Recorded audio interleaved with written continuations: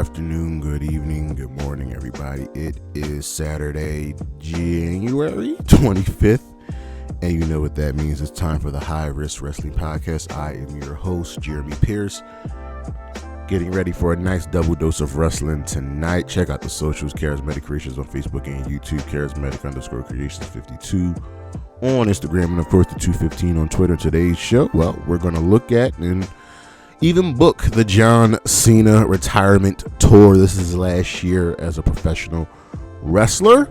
We're going to have some fun, but for now, you know what's next, so just go on and hit my music.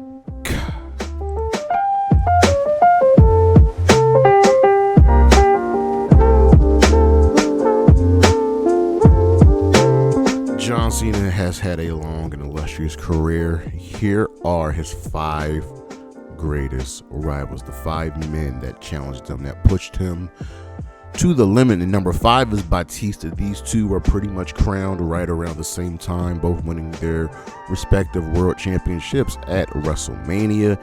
And their careers have really ran parallel to each other. Obviously, Cena has won more championships, but I think Batista has more, I want to say, maybe iconic moments, but these two tangled a lot. And who can ever forget Batista coming back as that final heel run? Well, now a second final heel run. And he should have beat John Cena at WrestleMania. Number 4, Kevin Owens. Cena pretty much helped crown Kevin Owens on the main roster. Kevin Owens debuted on the main roster when Cena was having his open challenge, and KO was the current, I was about to say Ring of Honor, NXT champion at that time, and he was not taking any guff from anybody. I remember, as a true wrestling fan, you know that Kevin Owens eclipses John Cena, and he showed him that, and he ultimately won that, and it showed that John Cena couldn't just talk down and punk someone. Number 3, Randy Orton. Yes, Randy Orton's not Cena's greatest rival. If you look at their respective careers and their feuds, they actually haven't feuded a lot. They've just been in the company a long time and ran parallel to each other. Yes, they've had, championship matches against each other, but their stories have kind of been just meh, and they really haven't had anything truly to stand out. But because they came into the business pretty much at the same time and grew up together in the business, that's why Randy Orton is here where he is at. Number 2, CM Punk. This is the one that helped really cement CM Punk as a star, but also show that someone can replace John Cena. Yes, it didn't come out the way we wanted to with the Summer of Punk ending with the horrible Triple H and Kevin Nash there, but Punk and Cena really threw shots at each other, really had some amazing matches, and had an awesome storyline. And of course, we got the pipe bomb out of this. And number 1, Edge. Yeah, don't let anyone tell you differently. Edge is John Cena's greatest rival, even if it was for a brief time. Edge was the first time we took a chance on saying that someone else can be world champion. And when Edge cashed in the first ever Money in the Bank contract on Cena at New Year's Revolution after the Elimination Chamber, ratings went up, and it showed that Edge could be a main eventer, and it really solidified him as one of the top heels of that time. Yes, the championship was put back on Cena 1 month later, but it showed that Edge could go after Cena. Cena couldn't duck Edge, and there was so much more to come. We'll be right back.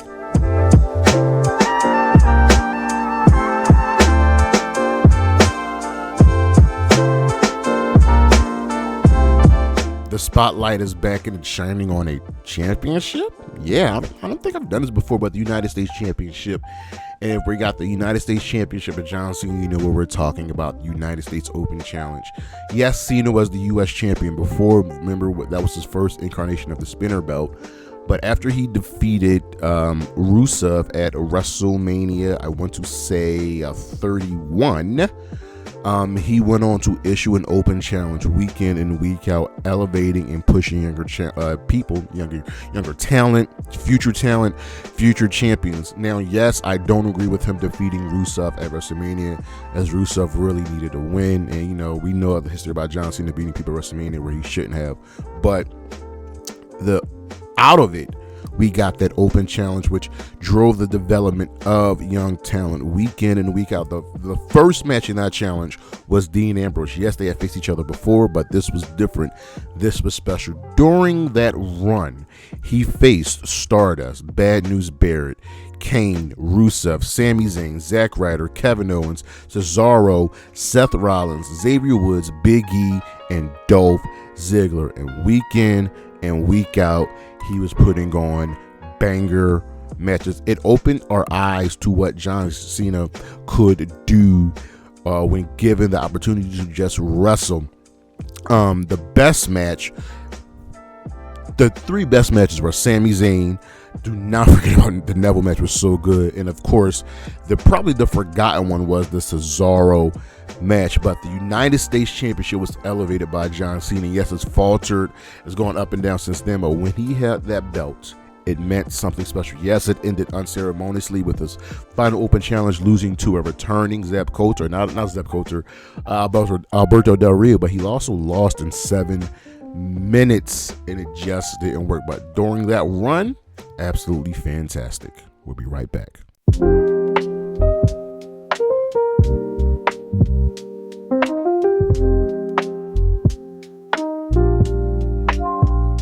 Do do do do do do do do. Your time is up, my time is now. You can't see me, my shine is now. It's the franchise, I think I got the lyrics wrong somewhere, but the John Cena Retirement Tour will be starting very, very soon. And the last time is now. John Cena with his final piece of merchandise. He made his return at the Raw Netflix premiere and said that this will be his final year in the WWE. And you can see since his turn in Hollywood that he's gotten better at acting, because he was subverting our expectations, where he was talking about, the big thing is, will John Cena win that 17th World Championship? Will John Cena break the quote-unquote record held by Ric Flair? And he goes, listen, I haven't won a match in over 2,000 days. I don't see it happening.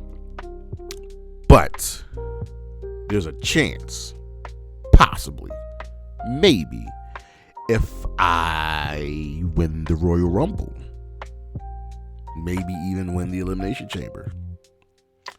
Something could happen. So John Cena's in the Royal Rumble, and that's where we start the retirement tour.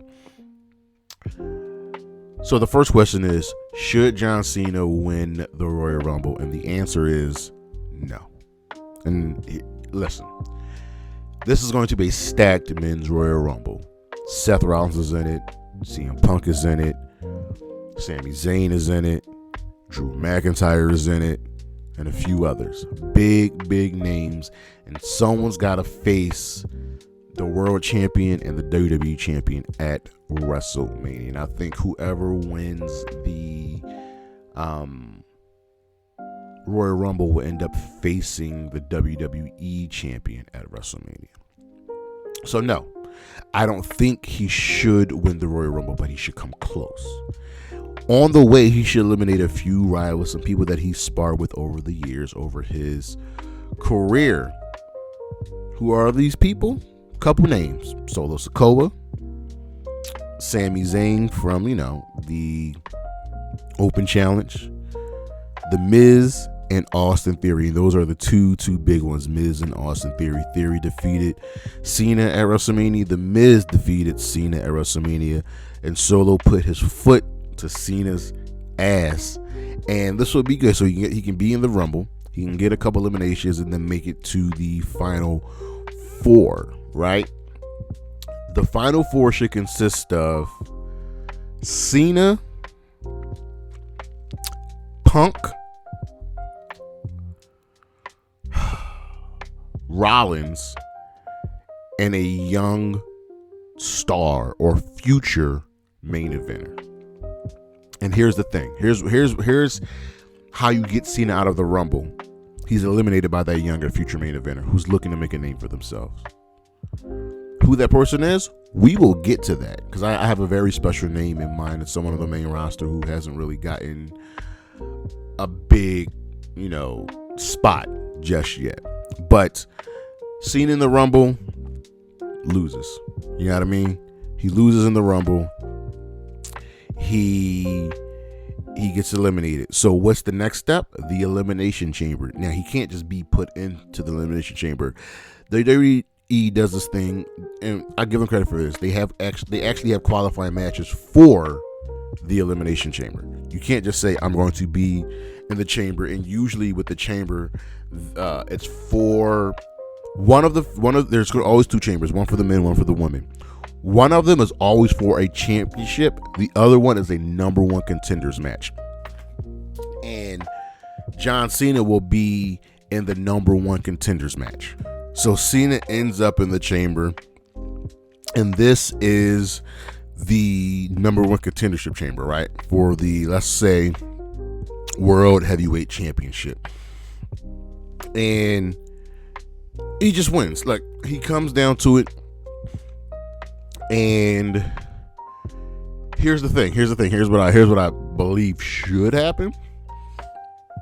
He wins the chamber, but the last person he eliminates, right, is that young star that eliminated him in the Royal Rumble, the future main eventer, and they are the final two. So he goes on, in my opinion, to face Gunther.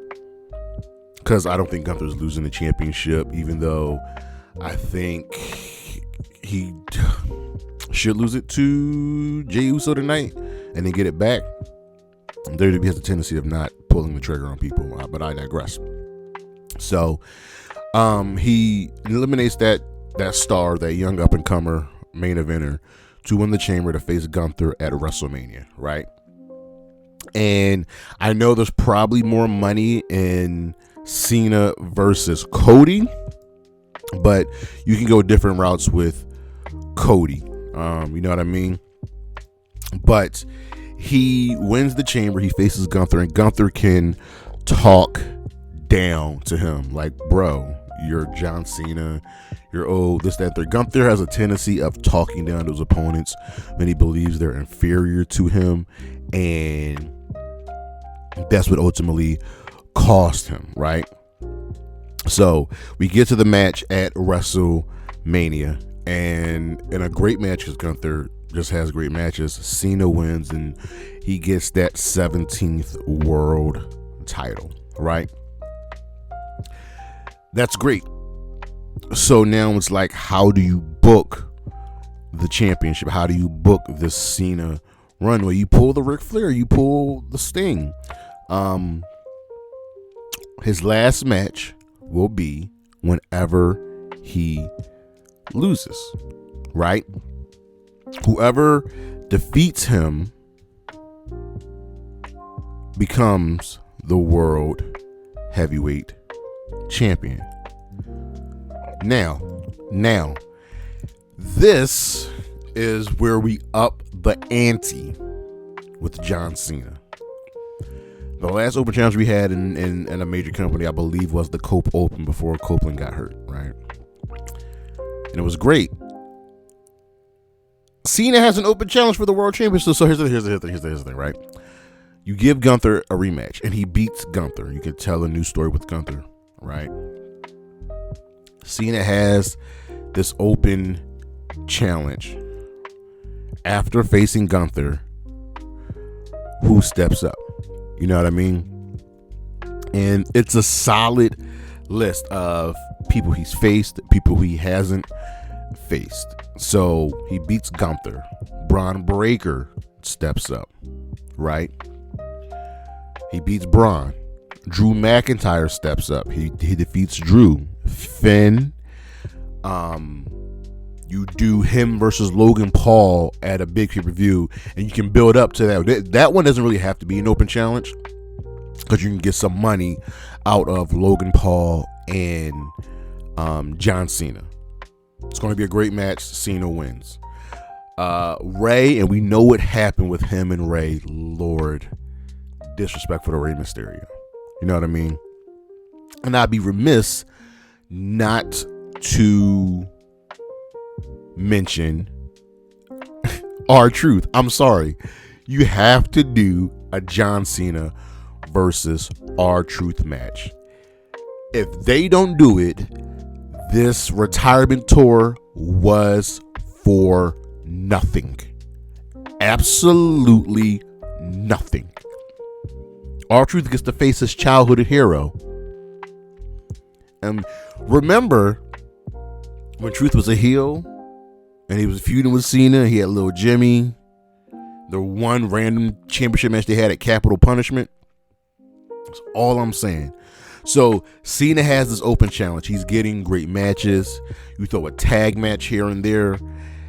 And then you come down to the final match, to the final show. Saturday night's main events. Have to start making this mean something. It can't just be a glorified house show. So, who is this final match against? Who is the one to ultimately not only retire John Cena, but to take the world championship from him? Well, it's that young star, that future main eventer who eliminated him in the Rumble, who Cena eliminated in the Chamber. And who is it?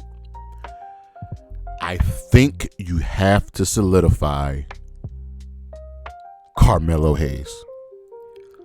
It just fits. It just works. Building up to this, because Monday Night Melo sounds good. And now you have Melo and Braun on the same show. We know their history. You have Dragunov and Melo on the same show, and we know their history. And now you have the future of the company, right? We saw it in NXT, and John Cena just helped build the future star of your company. Hell, Cena can have a match against Dragunov, right? And you've built these stars. Cena breaks the record. Cena has a phenomenal championship run while putting on phenomenal matches. Knock on wood that he doesn't get hurt. And bada boom, bada bing, you've solidified not only a legendary career, but a future star. It writes itself. It's perfect. It's beautiful. Now, where do I think they went wrong? WWE gets scared. They get cold feet. Here's the thing. Who's sitting home on the shelf right now? Randy Orton. I guarantee you, John Cena and Randy Orton will not have a single match during the retirement tour. Not at all. They will not be facing each other. Now, me personally, Cody doesn't need to be defending the championship at WrestleMania. You could have KO win the WWE championship. Randy returns, takes the championship off of KO, and then Cena takes the championship off of Randy at WrestleMania, solidifying their future rivalry. Hell, Cena can face KO again. There are so many moving pieces here, and WWE can't. I know that they won't get a quarter of it right, because they can book this perfectly.